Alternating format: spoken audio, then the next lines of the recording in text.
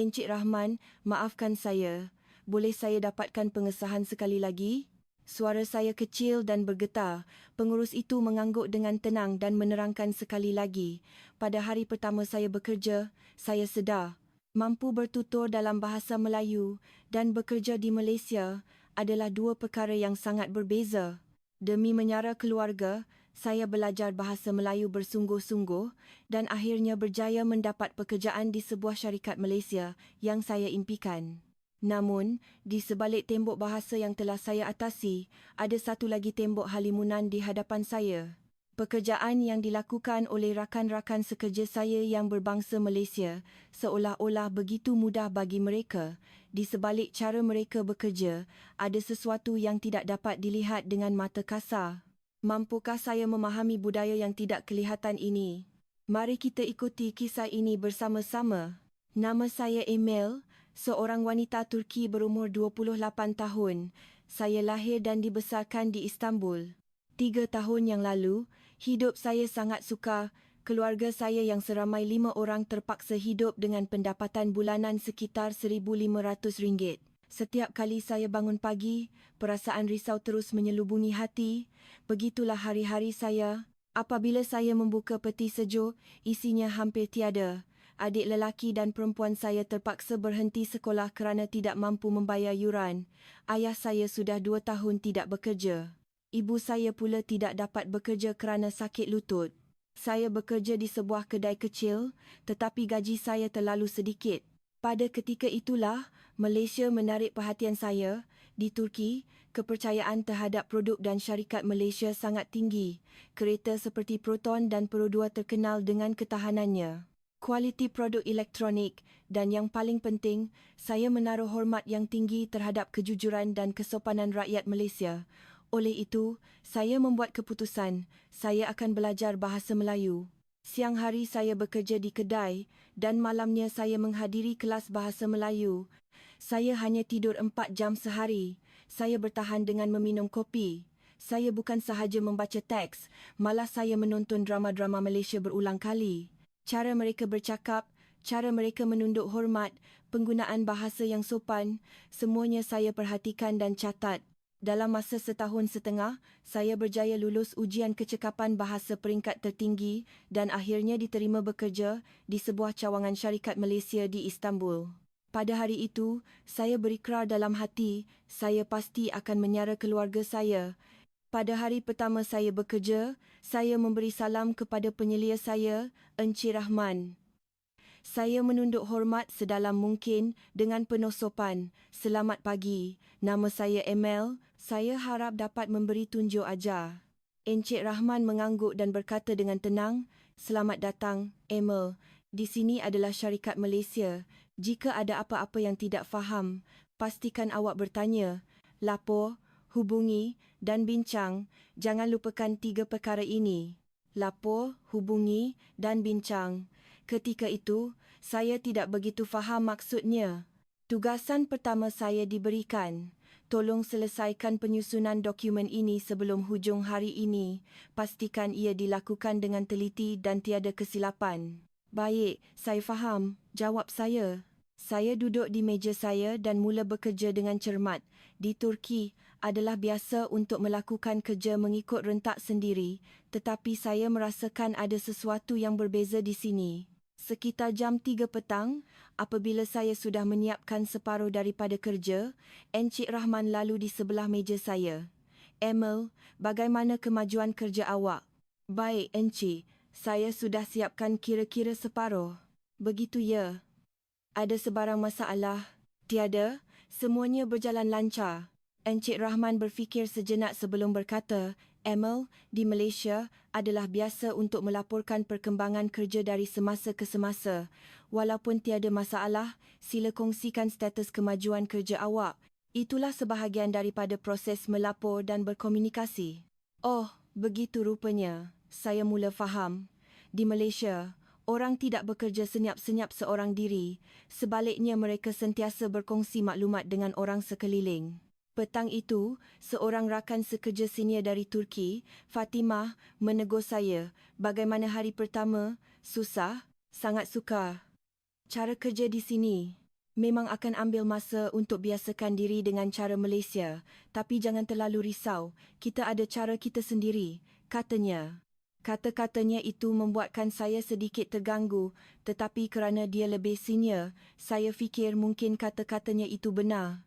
Keesokan harinya dan hari-hari berikutnya, saya terus bekerja mengikut rentak saya sendiri, tetapi saya mula perasan rakan-rakan sekerja saya yang berbangsa Malaysia bergerak dengan cara yang berbeza. Mereka melakukan apa yang perlu sebelum disuruh. Mereka menyediakan bahan mesyuarat lebih awal, mereka meletakkan laporan di atas meja pengurus sebelum beliau tiba. Ini bermakna, mereka bukan hanya melakukan apa yang diarahkan, tetapi berfikir tentang apa yang diperlukan oleh orang lain dan bertindak proaktif. Seminggu berlalu. Encik Rahman memanggil saya dengan tenang. Emil, saya ada perkara nak bincang sekejap. Apabila kami masuk ke bilik mesyuarat, pengurus itu berkata dengan raut wajah yang lembut, Emil, kerja awak sangat teliti. Saya hargainya, tapi saya ada satu permintaan. Boleh tak awak lebih peka dengan persekitaran dan bergerak sebagai sebahagian daripada pasukan? Jantung saya berdegup kencang. Maafkan saya, adakah saya telah melakukan sebarang kesilapan? Bukan salah. Cuma di syarikat Malaysia, bekerjasama sebagai satu pasukan adalah lebih penting daripada kesempurnaan kerja individu. Saya mengangguk faham mendengar kata-katanya. Baik encik, saya akan lebih berhati-hati selepas ini. Malam itu, saya pulang ke rumah dan berfikir. Saya sangka saya sudah mahir berbahasa Melayu. Tetapi itu sahaja tidak mencukupi. Saya teringat babak-babak yang saya lihat dalam drama Malaysia. Pekerja baru menyediakan minuman untuk seniornya. Seseorang mengemas bilik mesyuarat tanpa dilihat orang lain. Seseorang datang lebih awal daripada pengurus untuk menyediakan pejabat. Budaya yang ditunjukkan melalui perbuatan, bukan perkataan. Akhirnya saya mula faham, inilah budaya kerja di Malaysia. Keesokan paginya, saya datang 30 minit lebih awal. Di pejabat yang masih kosong, saya mula mengemas dengan senyap. Saya mengelap meja, mengosongkan tong sampah dan menyusun kerusi di bilik mesyuarat. Bukan untuk menunjuk-nunjuk kepada sesiapa, tetapi saya hanya mahu melakukan sesuatu untuk pasukan. Pada jam 8.30 pagi, Encik Rahman tiba. Dia orang pertama yang sampai. Emil, awak sudah sampai. Ya, Encik, saya datang awal sedikit hari ini. Encik Rahman tidak berkata apa-apa, tetapi dia mengangguk kecil. Sejak itu, saya datang awal setiap hari. Dan saya perasan sesuatu. Rakan-rakan sekerja Malaysia, saya juga melakukan perkara yang sama. Semua orang secara senyap bukan sahaja mengambil berat tentang kerja mereka, tetapi juga tentang persekitaran mereka. Encik Azman, seorang penyelia, sentiasa menyediakan beberapa salinan tambahan bahan mesyuarat. Puan Aisyah pula akan senyap-senyap membantu sesiapa sahaja yang kelihatan dalam kesusahan tanpa perlu diminta. Saya faham, inilah yang dinamakan bertimbang rasa. Suatu hari, Encik Rahman kelihatan tergesa-gesa mencari satu dokumen. Aduh, di mana saya letak fail perjanjian semalam ya? Oleh kerana saya sering membantunya mengemas meja, saya tahu di mana letaknya. Encik Rahman, fail itu ada di sini. Saya segera mengambil fail itu dan menyerahkannya kepadanya. Pengurus itu kelihatan sedikit terkejut, kemudian tersenyum mesra. Terima kasih, Emil, awak banyak membantu. Walaupun hanya ucapan ringkas, ia membuatkan saya sangat gembira. Namun, bukan semuanya berjalan lancar. Hubungan saya dengan Fatimah mula berubah sedikit demi sedikit. Pada satu waktu rehat tengah hari, Fatimah berkata kepada saya, nampaknya awak rajin datang awal sekarang ya. Ya, saya datang awal sikit untuk buat persediaan. Tak perlulah buat sampai macam tu. Kita bukannya orang Malaysia pun. Saya tidak menjawab kata-katanya, tetapi dalam hati saya berfikir, tidak kira sama ada kita orang Malaysia atau tidak. Selagi saya bekerja di syarikat ini, saya mahu menghormati cara kerja di sini. Selepas itu, perubahan yang ketara mula berlaku. Fatimah tidak lagi berkongsi maklumat dengan saya. Jika waktu mesyuarat ditukar, hanya saya yang tidak diberitahu. Email penting tidak dimajukan kepada saya. Ia bukan buli secara langsung, tetapi satu cara untuk meminggirkan saya, rasanya seperti dipulaukan. Tetapi saya tidak mengeluh. Sebaliknya, saya menjadi lebih berhati-hati dan memerhatikan sekeliling. Saya juga mula bertanya kepada rakan-rakan sekerja Malaysia dengan sopan. Maafkan saya, mesyuarat hari ini pukul berapa ya? Maaf mengganggu, boleh saya tahu tarikh akhir untuk serahan dokumen ini? Pada mulanya, saya rasa bersalah kerana kerap bertanya. Tetapi rakan-rakan sekerja Malaysia saya tidak pernah menunjukkan muka masam. Mereka menjawab dengan baik. Terima kasih kerana bertanya, Emil. Kalau ada apa-apa lagi yang tak pasti, jangan segan tanya ya. 2 bulan berlalu.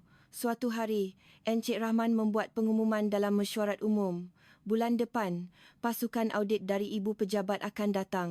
Ini adalah peluang penting untuk mereka menyemak proses kerja di cawangan kita. Semua orang kelihatan sedikit gementar. Encik Rahman menyambung, Emil, sempena lawatan ini, boleh tak awak sediakan satu dokumen yang merumuskan aliran kerja di cawangan kita? Tolong buat dengan teliti dan tepat. Baik Encik, saya akan lakukannya, jawab saya serta-merta. Saya tahu ini adalah satu ujian untuk saya. Sejak hari itu, saya mula menyediakan dokumen tersebut. Saya tidak mementingkan kepantasan, tetapi ketepatan. Saya menyemak setiap maklumat satu persatu, memeriksa angka berkali-kali dan menyusun atur letak dengan kemas. Sepanjang proses itu, saya kerap mendapatkan pengesahan daripada Encik Rahman. Encik, adakah data ini betul? Adakah penggunaan ayat ini sesuai? Setiap kali, Encik Rahman akan menyemaknya dengan teliti. Bahagian ini mungkin perlukan sedikit penjelasan lanjut. Bahagian ini pula, kalau dibuat dalam bentuk graf, akan lebih mudah difahami. Selepas seminggu, dokumen itu siap. Apabila saya menyerahkannya kepada Encik Rahman, beliau menelitinya dengan cermat. Sambil menyelak helaian demi helaian, beliau mengangguk beberapa kali. Emil, ini sangat bagus. Saya nampak awak beri perhatian kepada setiap butiran kecil. Kata-kata itu menghangatkan hati saya. Terima kasih, Encik. Saya juga berterima kasih atas bimbingan Encik selama ini. Hari audit tiba. 3 orang juru audit dari Ibu Pejabat Kuala Lumpur tiba. Di dalam bilik mesyuarat, Encik Rahman menerangkan tentang operasi cawangan. Kemudian dokumen yang saya sediakan diedarkan. Salah seorang juru audit berkata sambil melihat dokumen itu, dokumen ini sangat jelas dan mudah difahami. Siapa yang menyediakannya? Encik Rahman memperkenalkan saya. Dokumen ini disediakan oleh staf kami, Emil. Juru audit itu memandang saya dengan riak terkejut. Orang Turki, saya sangka ia disediakan oleh staf tempatan. Wajah saya terasa sedikit merah. Selepas audit selesai, Encik Rahman berkata kepada saya dengan suara perlahan, Emil, awak telah buat kerja yang sangat baik. Terima kasih atas usaha awak. Ucapan itu lebih bermakna daripada apa-apa pun. Selepas audit, suasana di pejabat sedikit berubah. Rakan-rakan sekerja Malaysia saya menjadi lebih mesra dengan saya, tetapi jarak antara saya dan Fatimah semakin jauh. Suatu hari, di bilik rehat, hanya saya dan Fatimah berdua. Emil, nampaknya awak semakin menyela ya, katanya dengan nada sinis. Fatimah, saya hanya melakukan kerja saya dengan betul. Ya ke? Tapi bila awak terlalu berusaha, ia buatkan kami nampak seperti pemalas. Saya menjawab dengan tenang, itu salah faham. Fatimah, saya tidak bersaing dengan sesiapa pun. Betul ke? Kalau macam tu, kenapa awak bersungguh-sungguh sangat demi keluarga saya? Supaya adik-adik saya boleh kembali ke sekolah. Fatimah tidak berkata apa-apa dan terus keluar dari bilik itu. Selepas itu, sikapnya menjadi lebih dingin, tetapi saya memutuskan untuk tidak mempedulikannya. Saya ada haluan saya sendiri. 4 bulan berlalu, suatu hari, Encik Rahman memanggil saya. Emil, minggu depan kita akan mulakan satu projek baru. Ia adalah projek untuk mengukuhkan kerjasama antara cawangan kita dan Ibu Pejabat. Baik, Encik. Saya mahu awak turut serta dalam projek ini. Jantung saya berdebar kencang. Betul ke, Encik? Ya. Pihak Ibu Pejabat juga menghargai cara kerja awak yang teliti. Terima kasih, Encik. Saya akan lakukan yang terbaik. Projek itu pun bermula. Sekali seminggu, kami mengadakan mesyuarat dalam talian dengan Ibu Pejabat di Kuala Lumpur. Tuan Kamal, Ketua Jabatan dari Ibu Pejabat, mengetuai projek itu. Pada mesyuarat pertama, saya sangat gementar. Tetapi Tuan Kamal berkata dengan lembut, "Emil, awak adalah orang yang paling tahu tentang keadaan di cawangan Istanbul. Jangan teragak-agak untuk memberi pendapat." "Baik, terima kasih, Tuan." Dalam mesyuarat itu, kami membincangkan cabaran-cabaran dalam kerjasama antara cawangan dan Ibu Pejabat. Saya memberikan pendapat saya dengan sopan, tetapi jelas. Dari segi situasi di sini, sering berlaku salah faham akibat perbezaan budaya. Contohnya, masa untuk membuat laporan dan cara berkomunikasi. Tuan Kamal mendengar dengan penuh minat. "Boleh berikan contoh salah faham yang spesifik?" Di Turki, adalah biasa untuk melapor selepas masalah diselesaikan, tetapi di Malaysia, laporan perlu dibuat sebaik sahaja masalah timbul. Perbezaan inilah yang kadang-kadang menimbulkan salah faham. "Faham, itu satu pandangan yang sangat bernas." Selepas mesyuarat, Encik Rahman berkata, "Emil, pendapat awak tadi sangat bagus." "Terima kasih, Encik.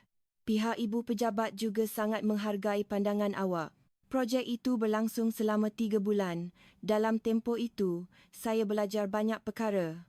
Kedalaman budaya perniagaan Malaysia, kepentingan mendapatkan persetujuan awal, cara menyampaikan pendapat dan makna bekerja sebagai satu pasukan. Menjelang akhir projek, Tuan Kamal menghubungi saya secara peribadi. "Emil, terima kasih atas sumbangan awak dalam projek ini." "Sama-sama Tuan, saya yang patut berterima kasih kerana dapat belajar banyak perkara." "Emil, saya ingin bertanya sesuatu. Apa perasaan awak bekerja di Malaysia?" Saya berfikir sejenak sebelum menjawab dengan jujur. Pada mulanya, ia sangat sukar. Walaupun saya faham bahasanya, saya tidak faham budayanya. Tapi sekarang, saya mula faham sedikit demi sedikit. "Baguslah begitu. Sikap awak yang sentiasa mahu belajar sangat mengagumkan." "Terima kasih, Tuan." "Emil, jika ada peluang, adakah awak berminat untuk menjalani latihan di Ibu Pejabat Kuala Lumpur?" Jantung saya berdegup kencang mendengar kata-katanya. "Betul ke, Tuan?" "Ya. Cadangan rasmi akan dibuat kemudian, tetapi saya nampak awak mempunyai potensi yang besar." Selepas meletakkan telefon, saya terdiam seketika. Latihan di Ibu Pejabat KL itu adalah impian setiap pekerja. 2 minggu kemudian, surat rasmi tiba. Saya diberi peluang untuk menyertai program latihan selama 3 bulan di Ibu Pejabat Kuala Lumpur pada musim bunga tahun hadapan. Encik Rahman mengucapkan tahniah kepada saya. "Tahniah, Emil." "Terima kasih, Encik. Kami semua nampak usaha gigih awak selama ini, Emil. Ini adalah hasil yang setimpal." Kata-katanya membuatkan mata saya terasa panas.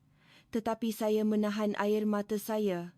Apabila saya kembali ke meja, rakan-rakan sekerja Malaysia saya bertepuk tangan. "Tahniah, Emil, semoga berjaya." Tetapi Fatimah, dia langsung tidak bangun dari kerusinya dan hanya memberikan pandangan yang dingin. Saya mempunyai 6 bulan sebelum latihan bermula. Dalam tempoh itu, saya belajar lebih mendalam tentang budaya Malaysia. Saya membaca buku-buku tentang adab perniagaan di Malaysia, mempelajari sejarahnya dan cuba memahami cara pemikiran rakyatnya. Suatu hari, Encik Rahman tidak sihat. Beliau demam dan terpaksa berehat di rumah selama 3 hari. Saya berfikir apa yang boleh saya lakukan. Lalu, saya memutuskan untuk memasak bubur. Saya sering melihat dalam drama Malaysia, orang akan memasak bubur untuk mereka yang tidak sihat. Pulang ke rumah, saya bertanya kepada ibu saya dan buat pertama kalinya saya memasak bubur nasi ayam dengan sedikit halia dan lada putih yang lembut. Keesokan paginya, saya memasukkannya ke dalam bekas termal dan pergi ke rumah Encik Rahman. Apabila saya menekan interkom, pengurus saya membuka pintu dengan wajah terkejut. "Emil, kenapa awak di sini?" "Encik, saya dengar Encik tidak sihat. Ini ada sedikit bubur yang saya masakkan." Mata Encik Rahman membulat. "Kenapa susah-susah?" "Tidak mengapa, Encik. Ini tanda terima kasih saya atas segala tunjuk ajar." Encik Rahman mengambil bekas itu dan mengangguk dalam-dalam. Emil, terima kasih banyak-banyak. Saya sangat hargainya. Petang itu, saya menerima mesej daripadanya. Bubur tadi sangat sedap. Terima kasih dari lubuk hati saya. Saya membaca mesej itu berulang kali. Perkara kecil yang dilakukan dengan ikhlas pasti akan sampai ke hati penerimanya. Saya merasainya sendiri. Masa berlalu dan genap setahun saya bekerja.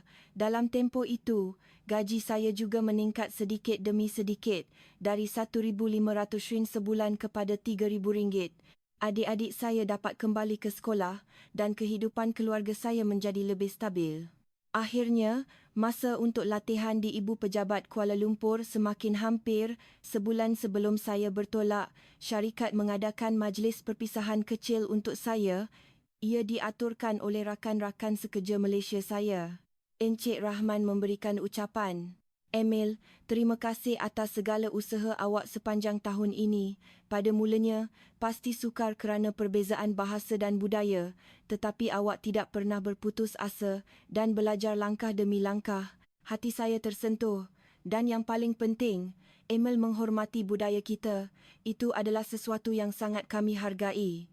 Saya menunduk hormat. Semua ini berkat bantuan semua orang. Terima kasih banyak-banyak. Penyelia lain juga berkata, Emil, bila di KL nanti, jangan lupakan sikap awak yang sekarang, rendah diri, sopan dan ikhlas. Itulah kekuatan awak. Baik. Saya akan ingat pesanan itu. Selepas majlis selesai dan semasa kami sedang mengemas, Fatimah datang mendekati saya. Emil, Fatimah? Maafkan saya, katanya dengan suara perlahan. Selama ini, saya bersikap dingin dengan awak. Saya cemburu. Saya memandang Fatimah. Tak apa, Fatimah. Tak, ia tak baik. Awak betul. Saya yang salah. Fatimah, belum terlambat lagi. Awak pun boleh melakukannya. Fatimah menundukkan pandangannya. Terima kasih, Emil. Semoga awak berjaya. Terima kasih.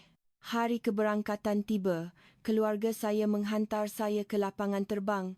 Ibu saya berkata sambil menahan air mata, Emil, jaga diri baik-baik ya. Baik, Ibu. Jangan risau. Adik lelaki saya berkata sambil tersenyum, Kakak, jangan risaukan kami. Pergilah kejar impian kakak. Di lapangan terbang, saya berpisah dengan keluarga dan menaiki pesawat. Sambil melihat bandar Istanbul menjadi semakin kecil dari tingkap, saya mengimbas kembali setahun yang telah berlalu. Ada masa yang sukar. Ada masa saya tidak difahami. Tetapi saya tidak berputus asa. Dan kini, satu pintu baru akan terbuka. Selepas penerbangan selama 12 jam, saya tiba di lapangan terbang antarabangsa Kuala Lumpur, KLIA. Selepas melepasi imigresen dan tiba di balai ketibaan, saya nampak seseorang memegang papan tanda dengan nama saya. Cik Emil? Ya, saya. Saya Faisal dari Jabatan Sumber Manusia Ibu Pejabat. Saya datang untuk menjemput Cik. Encik Faisal dengan sopan membantu saya membawa bagasi. Pasti penat. Sekarang kita akan ke penginapan Cik. Apabila kereta memasuki Bandaraya Kuala Lumpur, mata saya terbeliak. Bangunan-bangunan pencakar langit, bandar yang teratur dan begitu ramai orang. Hebatnya. Ini kali pertama Cik ke Kuala Lumpur? Ya, kali pertama.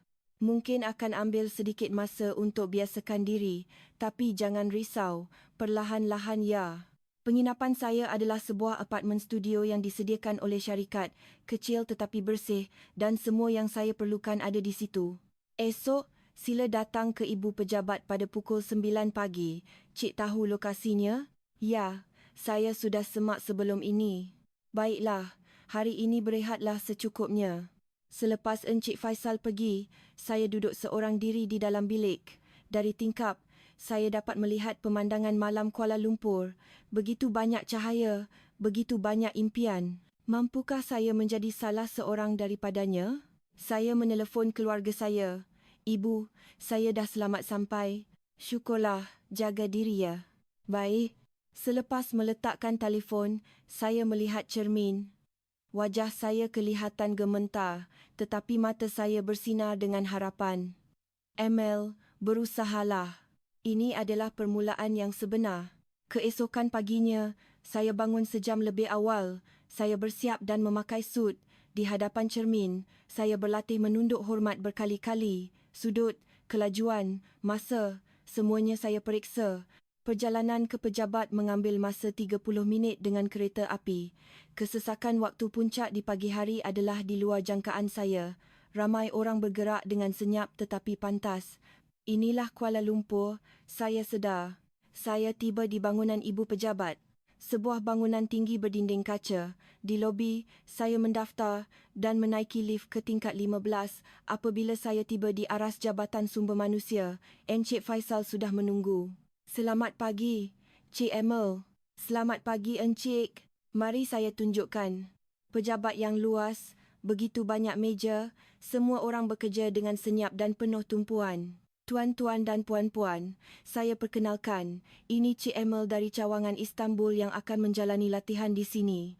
Saya menunduk hormat sedalam-dalamnya. Nama saya Emil, saya harap dapat memberi kerjasama sepanjang 3 bulan ini. Semua orang bertepuk tangan. Hari pertama latihan adalah sesi orientasi. Sejarah syarikat. Struktur organisasi. Proses kerja. Banyak maklumat yang saya pelajari. Pada waktu makan tengah hari, Encik Faisal menegur saya. Cik Emil, jom makan tengah hari bersama. Baik, terima kasih, Encik. Sambil makan di kafeteria syarikat, Encik Faisal bertanya, Cik Emil gementar? Ya, sedikit. Jangan risau. Kalau ada apa-apa yang tidak faham, tanya sahaja. Terima kasih. Oh ya, bahasa Melayu Cik Emil sangat fasih ya. Saya belajar setiap hari selama 1.5 tahun. Begitu? Usaha Cik sangat mengagumkan. Pada sebelah petang, saya ada pertemuan dengan Tuan Kamal, Ketua Jabatan Pembangunan Bakat Global. Selamat datang, Emil. Terima kasih, Tuan. Sepanjang 3 bulan ini, awak akan belajar pelbagai perkara. Tetapi yang paling penting adalah untuk memahami intipati budaya perniagaan di Malaysia. Baik, Tuan. Saya dengar awak telah melakukan kerja yang cemerlang di cawangan Istanbul. Gunakan pengalaman itu sambil belajar dengan lebih mendalam di sini. Saya akan lakukan yang terbaik. Seminggu telah berlalu sejak latihan bermula. Setiap hari adalah penemuan baru di ibu pejabat. Kerja dijalankan dengan lebih teliti dan terperinci berbanding di cawangan. Sebelum mesyuarat, bahan rujukan pasti akan diedarkan dan rundingan awal akan dibuat dengan semua pihak yang terlibat.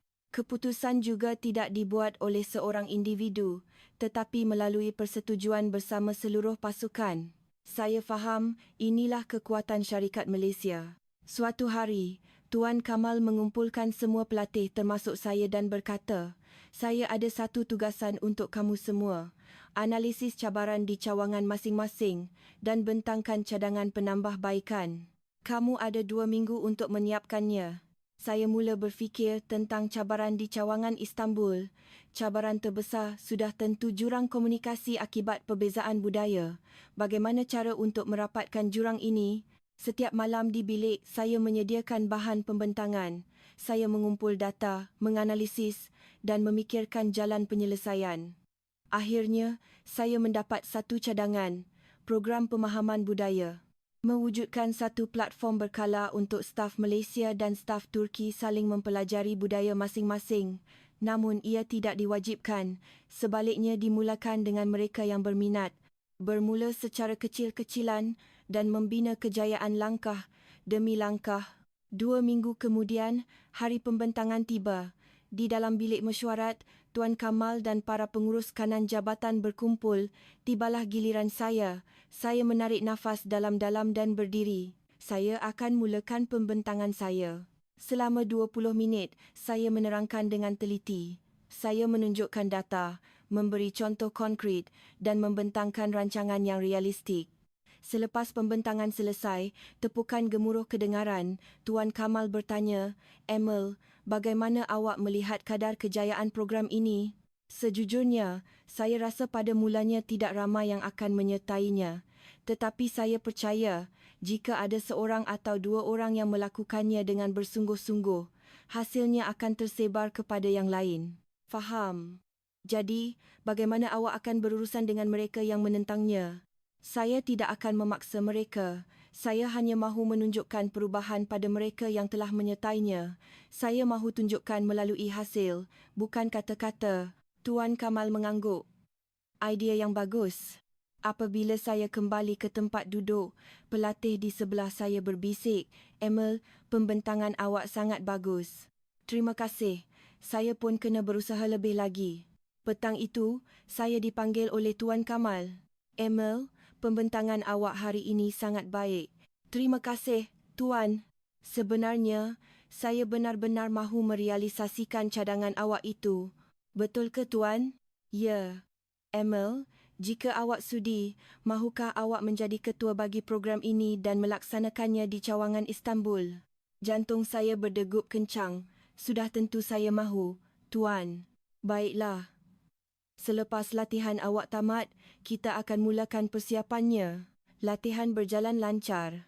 Adab perniagaan Malaysia, kemahiran pembentangan, pengurusan projek, banyak perkara yang saya pelajari.